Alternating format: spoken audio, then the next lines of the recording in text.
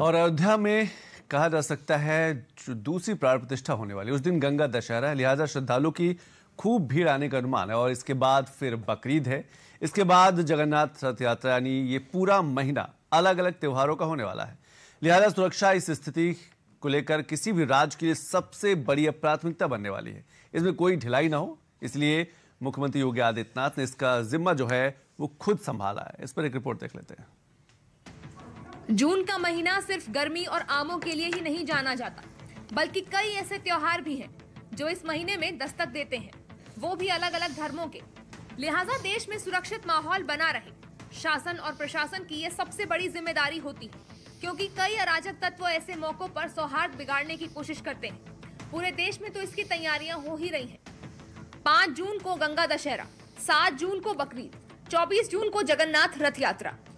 इन्हीं त्योहारों को देखते हुए यूपी में सीएम योगी ने सख्त निर्देश जारी कर दिए हैं। सीएम योगी ने सोमवार को शासन स्तर के वरिष्ठ अधिकारियों, मंडलायुक्त, जोन, पुलिस कमिश्नरेट, रेंज और जनपद के वरिष्ठ अधिकारियों के साथ प्रदेश की कानून व्यवस्था, जन सुनवाई व्यवस्था और आगामी त्योहारों की तैयारियों की समीक्षा की। डीएम और पुलिस कप्तान अपने क्षेत्रों में बीते सालों में हुई घटनाओं का विवरण खंगालें। प्रतिबंधित पशुओं के काटने, परंपरा से हटकर काम करने, अराजकता फैलाने वालों की सूची तैयार कर संदिग्धों पर कार्रवाई करें। सार्वजनिक रास्तों पर यातायात में दिक्कत न हो। बकरीद पर प्रतिबंधित पशु की कुर्बानी पूरी तरह वर्जित रहे। सड़क जाम कर नमाज करने की अनुमति न दी जाए। लापरवाही के कारण छोटे मामले बड़े विवाद बन जाते हैं, इसलिए विवाद की स्थिति में तहरीर का इंतजार किए बिना ही संबंधित थाने को कार्रवाई करें। सीएम योगी का निर्देश साफ है कि कोई भी व्यक्ति ऐसे समय में कोई भी ऐसा काम न कर पाए जो यूपी में सौहार्द बिगाड़ने की कोशिश करे। और ये जिम्मेदारी प्रशासन की है कि शांति व्यवस्था बहाल रहे।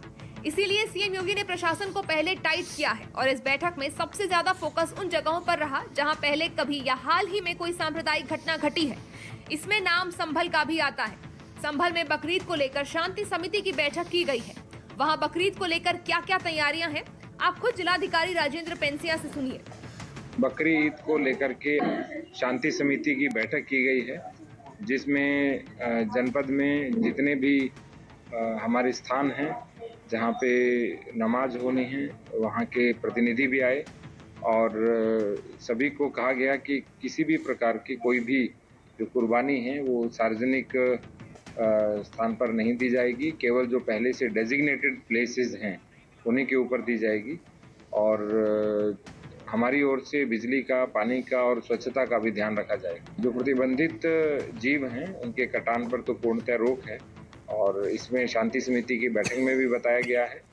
और सबसे अच्छी बात है कि गत 5 वर्षों में यहाँ इस प्रकार की घटना घटित नहीं हुई है।